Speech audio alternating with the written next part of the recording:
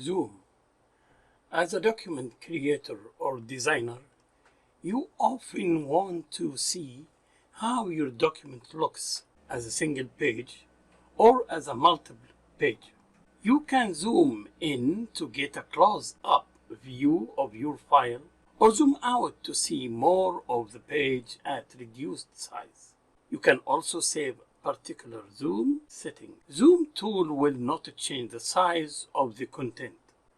To zoom, click on View tab, Zoom Group, choose the setting you want. If you want to be 100%, if you want to make it as a one page, if you want multiple page, if you want it with page width, it will fill up the width of the screen. If you want it as a particular zoom, and you can put here like 65% and OK, it will zoom to make it 65% of actual size. We can also use the slider, zoom slider.